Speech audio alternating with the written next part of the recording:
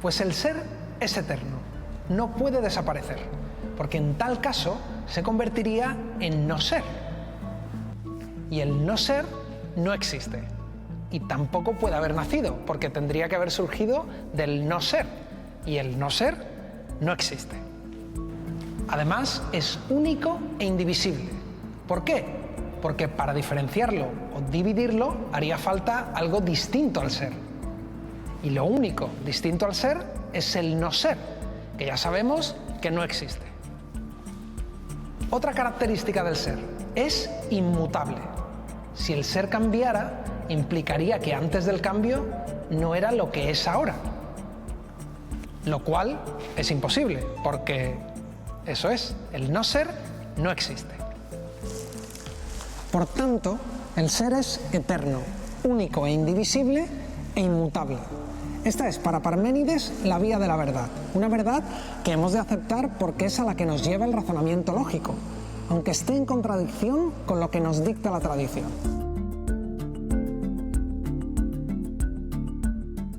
La costumbre y, sobre todo, nuestras percepciones. En cambio, para Parménides, la información que nos llega a través de los sentidos es ilusoria, como el movimiento o el hecho de que haya diferentes objetos en el universo. Para él, todo eso era una misma cosa, el ser. Y esto lo demuestra la razón de forma irrefutable.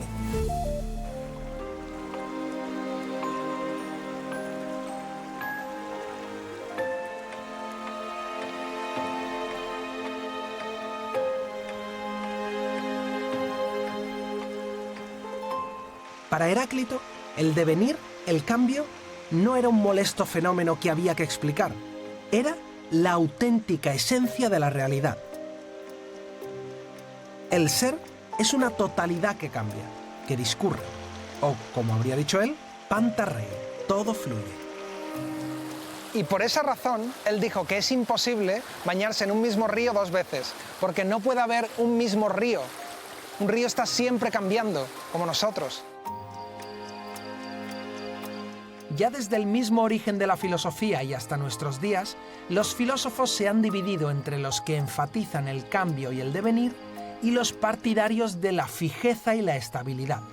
De estos últimos, podríamos decir que son, en mayor o menor medida, herederos de Platón, porque para Platón, el auténtico ser de las cosas debe ser inmutable.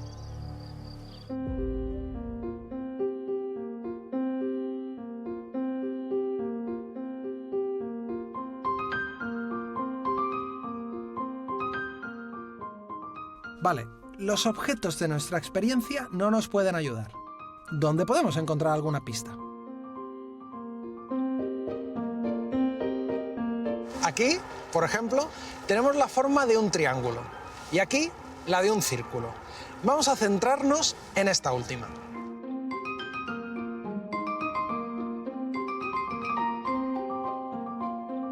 Cuando hablamos del círculo, ¿nos referimos a algo que es una fantasía, una invención? No, el círculo es algo real, algo que existe. Un círculo es una curva cuyos puntos están todos a la misma distancia de un punto central. Esta es la definición de la idea de círculo, pero resulta que en nuestro mundo no encontramos ningún ejemplo que se ajuste a ella. Esta llanta de bicicleta no es un círculo perfecto. Ni este balón. Ni esta tapa de sartén. Ni esta pelota. Igual que por un lado tenemos la idea del círculo y por el otro ejemplares imperfectos de la circularidad, ¿por qué no pensar que la realidad se compone de formas perfectas de las que solo encontramos copias imperfectas en nuestro mundo?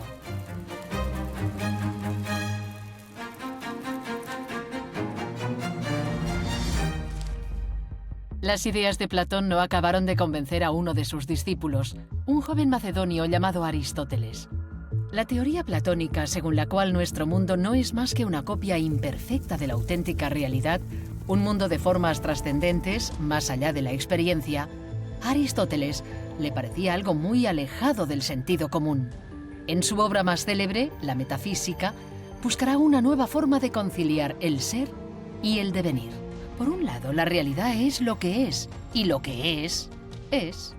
No estoy haciendo un trabalenguas. Y por el otro está nuestra experiencia, que nos muestra que las cosas cambian. Pero si cambian, no son. Si la realidad es una cosa, y ahora otra, y otra, y luego otra, no podemos decir que es la realidad. No se está quieta. Ser y devenir parecen ser dos términos contradictorios. Ante la disyuntiva, sus predecesores se habían inclinado claramente por el ser.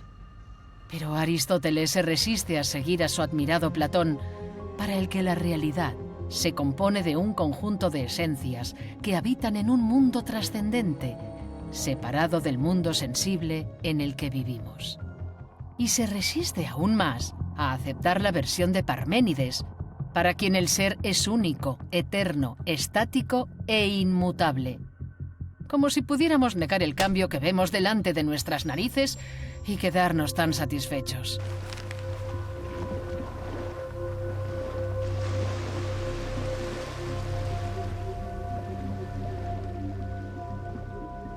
La clave está en darse cuenta de algo que todos sus predecesores han pasado por alto. Y es que, como dirá Aristóteles, el ser se dice de muchas maneras. Utilizamos la misma palabra ser para referirnos a cosas distintas, y el no diferenciarlas nos lleva a falsos problemas filosóficos.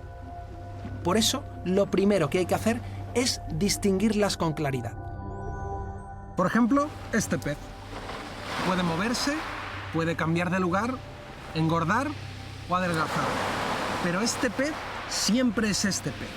Su ser nunca cambia.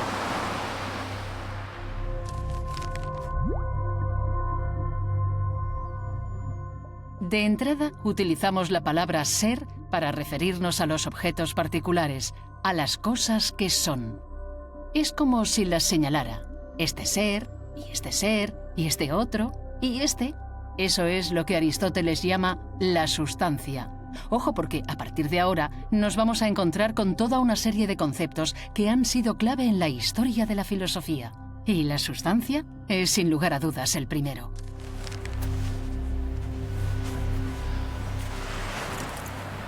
Ahora que ya tengo la sustancia, puedo decir cosas sobre ella. O, para ser más exactos, puedo predicar cosas sobre ella. Por ejemplo, acerca de esta sustancia, puedo decir que es una carpa roja y que pesa 2 gramos. En el primer caso estoy definiendo su esencia, aquello que hace que esta sustancia sea lo que es y no otra cosa. Es decir, una carpa roja. Mientras que el segundo es un accidente. Podría pesar unos gramos más o menos o cambiar de lugar y seguiría siendo una carpa roja. No cambia nada sustancial. Pero para cambio de verdad, el que tuvo lugar unos cuantos siglos más tarde. Platón y Aristóteles podían tener visiones distintas de qué era la realidad, pero para los dos había una realidad, algo que nadie cuestionó durante los 2000 años siguientes. ¿Pero podemos estar seguros? ¿Cómo podemos saber que no todo es una ilusión? Precisamente, esta es la pregunta que se formuló René Descartes. Y después de él, unas cuantas películas de cine. Matrix, por ejemplo. En esa película sus personajes creen que viven en el mundo real, como nosotros. Pero en realidad están viviendo en una ilusión creada por ordenador. Y hay un momento en el que Neo, el prota de la peli, tiene que elegir si despierta a la realidad o sigue viviendo en una ilusión. Gracias. Aunque parezca una locura, Descartes fue una especie de Neo de Matrix. Porque igual que Neo, Descartes quería saber si nuestro mundo era de verdad o era una ilusión creada por lo que él llamó un genio maligno. Imaginaos que soy un filósofo submarino bajo el mar.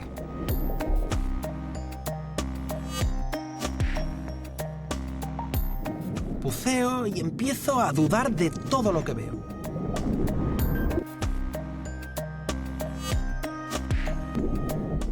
¿Y si esa ballena no es una ballena?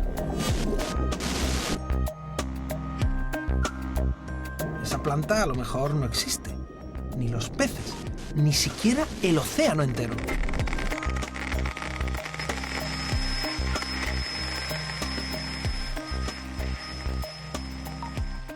Pero Descartes lleva la duda hasta el extremo. Se pregunta, ¿y si ni siquiera son ciertas esas ideas que no dependen de los sentidos? Esas que nos parecen intuitivamente evidentes. Por ejemplo, las matemáticas. Porque quizás hay un genio maligno que nos engaña y nos hace creer que 2 y 2 son 4.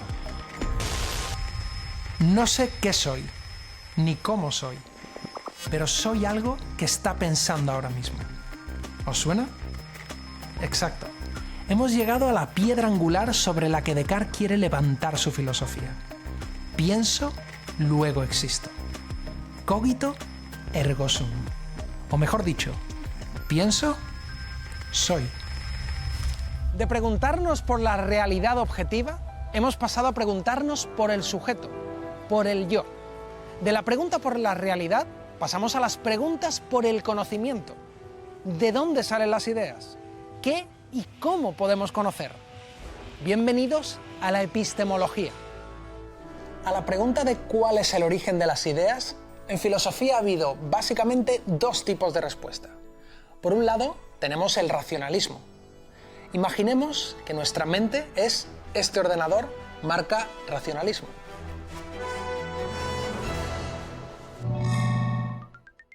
Para el racionalismo, en el ordenador de nuestra mente ya hay carpetas y contenidos preinstalados. Tenemos una carpeta con ideas incorporadas, lo que se conoce como ideas innatas, que proporcionan un conocimiento a priori, porque ya estaban aquí desde el principio.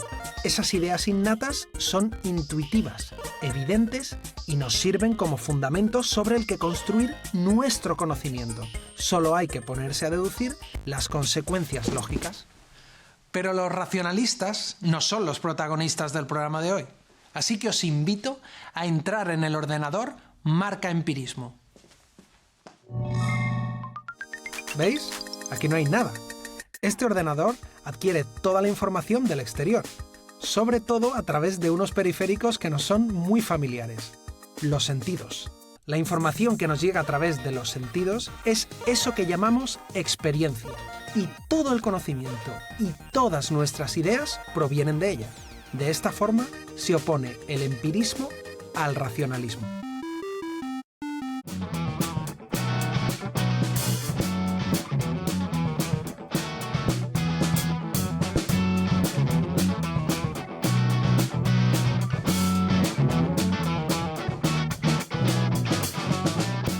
Si en la mente no hay ideas innatas, habrá que concluir que la mente es, como dirá Locke, una tabula rasa, una hoja en blanco, vacía, como esta mesa.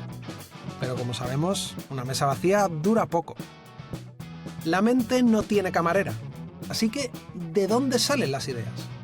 Locke nos dirá que hay 2 tipos de ideas, y como buen empirista, afirmará que la única fuente son los datos brutos de los sentidos.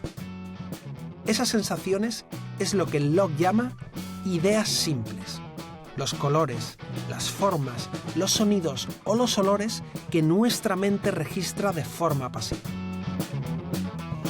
Para convertir esa amalgama de sensaciones en una rosa, hace falta que mi mente combine varias ideas simples. Tenemos entonces una idea compleja. Pero esa ya no está en la experiencia, sino que es mi mente la que la ha creado.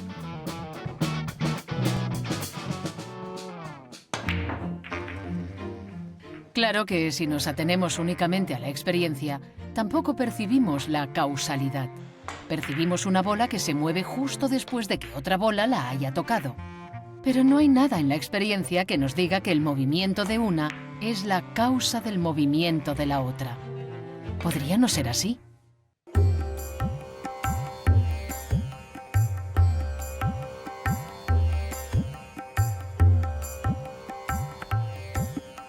Por mucho que hasta la fecha el Sol siempre haya salido por el este, nada nos asegura que vaya a seguir siendo así mañana. Si solo nos fiamos de la experiencia, es muy poco lo que podemos conocer. Como vimos con David Hume, el empirismo estricto nos lleva necesariamente al escepticismo radical. Los filósofos anteriores a Kant se habían preguntado cómo tenían que ser nuestras ideas para ser verdaderas, es decir, para reflejar la realidad. Desde ese punto de vista, la realidad es algo independiente, algo que está ahí a la espera de que nuestras ideas se amolden a ella o no. Pues bien podrían ser que no hubiera manera de asegurar ese ajuste y que, por lo tanto, el conocimiento no fuera posible. Para Kant, ese o no tiene sentido. El conocimiento es un hecho. Pero hay algunos ingredientes del conocimiento que no están en la experiencia. Se los hemos añadido nosotros antes, como cuando llevamos unas gafas de colores. Es decir, el mundo no es algo completamente independiente de nosotros, sino que el sujeto, en cierta medida, lo crea, le aporta algo. Y por eso podemos saber algunas cosas sobre él a priori, de forma universal y necesaria, antes de la experiencia. De 50 monedas de plata. ¿Que este precedente sirve para establecer el precio de tu trabajo? 50 monedas de plata. De acuerdo. Os entregaré a mi rey esta misma noche. Que la entrega sea antes de la fiesta. Es conveniente por muchas razones. Quizá la consecuencia más importante de la teoría de Kant es que no podemos acceder a la realidad tal y como es. 50 monedas os entregaré a mi rey. 50 monedas.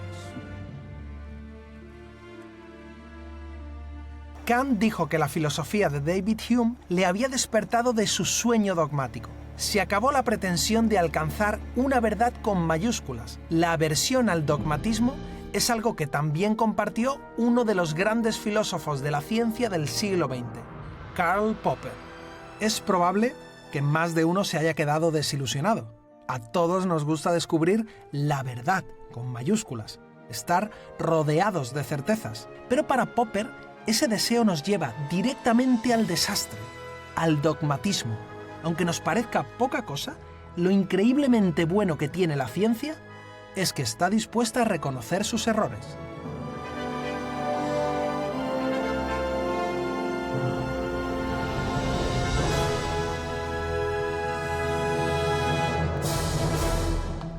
Una cosa es preguntarse cómo es la realidad y otra, muy distinta, plantearse cómo debería ser. Ese es el terreno de la ética, la tercera protagonista de hoy. Y aquí no se trata de saber, sino de hacer el bien. No basta con la teoría, hace falta voluntad, como afirmó Agustín de Hipona. Pero entonces, ¿qué hacemos con el llamado intelectualismo moral? El intelectualismo moral afirma que las malas acciones son el simple resultado de la ignorancia. Pero, ¿un tirano no sabe que torturar o asesinar está mal? Agustín era consciente de que para hacer el bien no basta con conocerlo. ¿Cuál era la pieza que faltaba para pasar de conocer el bien a hacerlo? La respuesta la encontramos en algo que ya dijo Aristóteles en su Ética a Nicómaco. Os lo leo. La virtud es, por tanto, un hábito selectivo, siendo un término medio relativo a nosotros, determinado por la razón y tal como lo determinaría el hombre prudente. Vale, suena un poco rebuscado, pero lo importante es que nos quedemos con dos ideas fundamentales.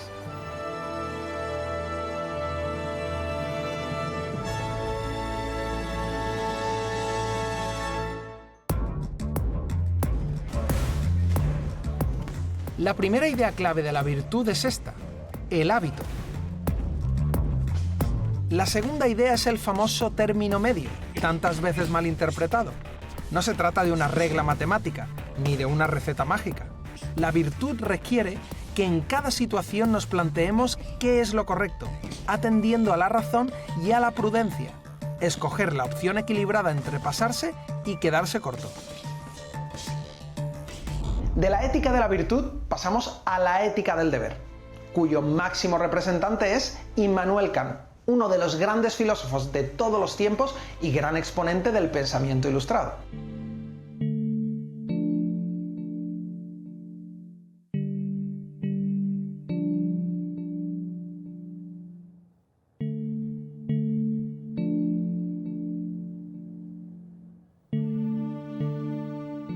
Si pensáis que el bien hay que hacerlo porque sí, acabáis de descubrir que sois kantianos. Si es así, sabed que vuestro comportamiento no puede guiarse por máximas morales del tipo si hago esto, entonces lograré aquello.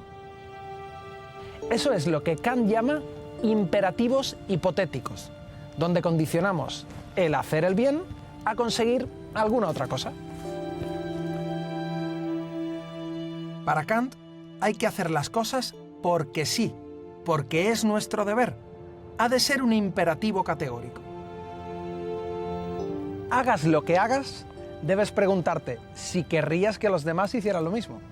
No vale aprobar algo cuando te beneficia a ti y condenarlo cuando lo hacen los otros. Eso es la universalidad.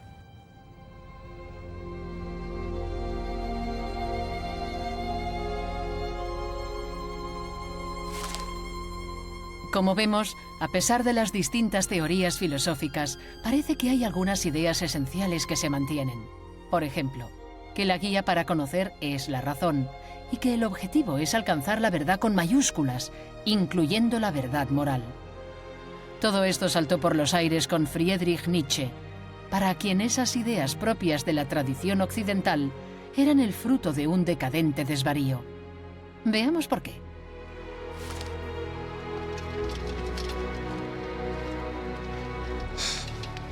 Si nos remontamos a los primeros tiempos de la civilización, descubrimos unas sociedades en las que la moral reflejaba los valores de los mejores.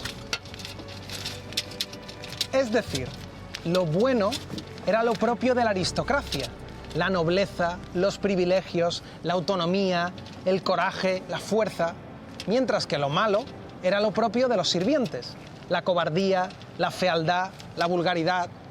Pero con el cristianismo todo cambia.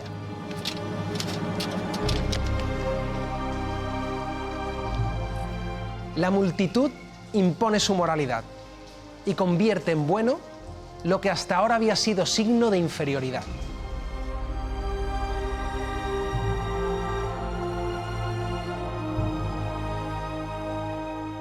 Los héroes homéricos son sustituidos por los santos.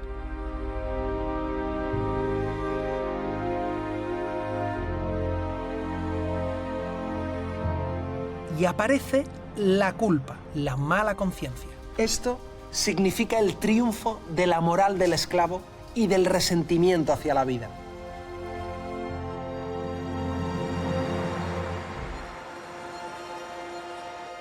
Para Nietzsche hay que redescubrir el amor a la vida, al cuerpo, dándole la vuelta a los valores enfermizos de la moral del esclavo.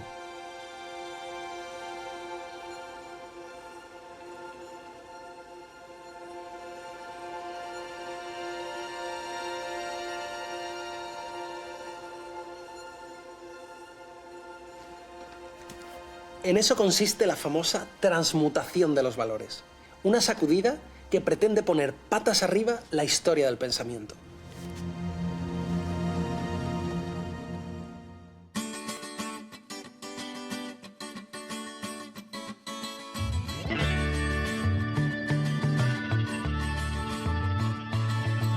El superhombre, el Übermensch, es el sujeto de la nueva filosofía, de la nueva era. Tanto que no es simplemente un hombre mejor, más perfecto, sino que es como si fuera una especie distinta, otra cosa. ¿Y qué tiene de especial? La marca del superhombre es el amor fati, el amor al destino. No es un estoico, que acepta con abnegación cuanto sucede, ni tampoco un cristiano, que se resigna a los designios de la providencia. El superhombre ama el destino, grita un sí a la vida tan grande como para querer su eterna repetición. El superhombre no busca consuelo en teorías que expliquen la realidad o la justifiquen, sino que la acepta tal y como es, caótica y carente de lógica ni de propósito, sin sentido, puro juego.